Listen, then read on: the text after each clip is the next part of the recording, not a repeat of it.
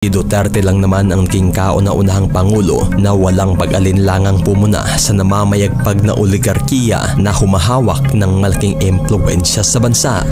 Without declaring martial law, sinira ko yung mga tao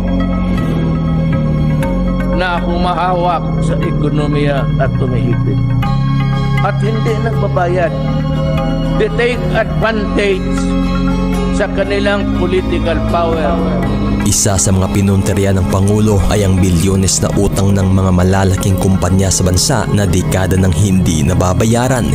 Isa sa mga ito ay ang Filipino-Chinese tycoon na si Lucio Tan na nagmamay-ari ng Philippine Airlines.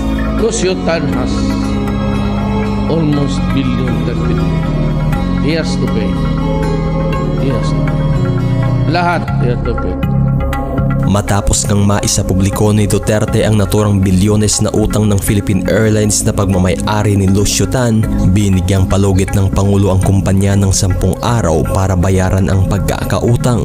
Bagay na binantaan pa itong ipapasara ang mismong airport na ginamit ng PAL kung sakaling di ito mabayaran sa loob ng 10 araw.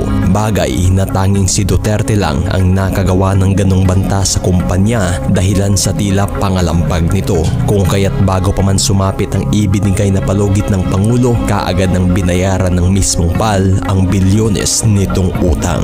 Bagay na ang pera namang isinauli sa bayan ay siyang ginamit namang pondo sa mga pangunahing proyekto ng administrasyon. Hindi rin nakatakas sa paniningil ng Pangulo ang Mighty Corporation na ayon pat umabot na rin umano ng bilyong-bilyong halaga ang utang ng korporasyon sa pamahalaan. I have directed the Department of Finance and the BIR to accept Mighty Corporation's offer of 25 billion to settle its tax liability.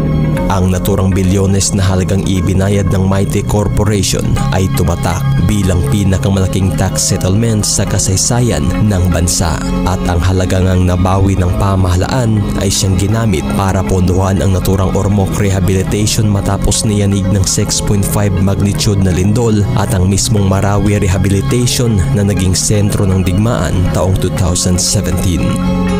Isa rin sa pamilyang oligarchs na binantaan ng Pangulo ay ang pamilyang Lopez na may hawak ng giant network na ABS-CBN. Say that if they can operate, kung may ano na sila, no, I will not allow them. I will not allow the NTC to grant them the permit to operate. Kung ibigay ninyo yung franchise because it is within your power to do it, go ahead. Alam mo bakit? Unless and until babayaran ng mga Lopez ang taxes nila.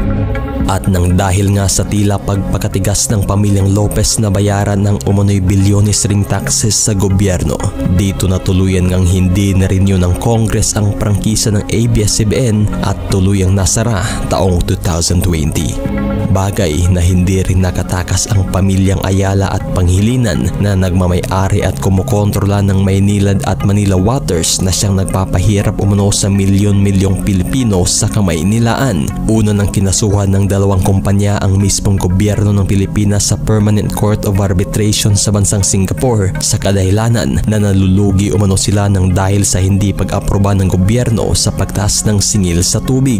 Bagay na naipanalo ito ng kumpanyang Maynilad at Manila Waters kung saan pinagbabayad ang gobyerno natin ng 7.4 billion sa Manila Waters at 3.4 billion naman sa Maynilad.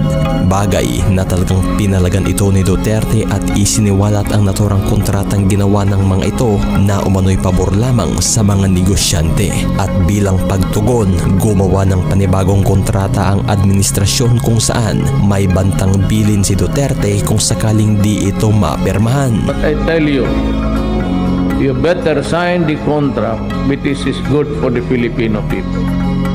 You do not sign it, I take over your operations, water district. Isa rin sa talagang naging legasya ng administrasyon ay ang tinaguriang Build program nito, kung saan inaprubahan ni Duterte ang mga malalaking proyekto at infrastruktura ng bansa na matagal nang nakatengga. Isa sa naisakatuparan ng administrasyon ay ang matagal ng planong Metro Manila Subway na may habang 33 kilometers at mayroong 17 station na inaasahang maging fully operational taong 2029.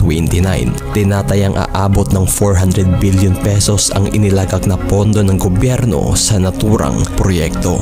Nasimulan rin sa ilalim ng Build program ng gobyerno ang 147 kilometer na Clark-Calamba Railway na may 36 station na parehong inaasahang maging fully operational taong 2029. Tinatayang aabot naman ng 800 billion pesos ang inilagak na pondo ng gobyerno sa naturang proyektong ito. Bagay na ilan lamang ito sa mga napakarami at malalaking nagawang proyekto ng administrasyon na magbibigay ng kaginhawaan hindi man sa ngayon ngunit tiyak para sa susunod na henerasyon.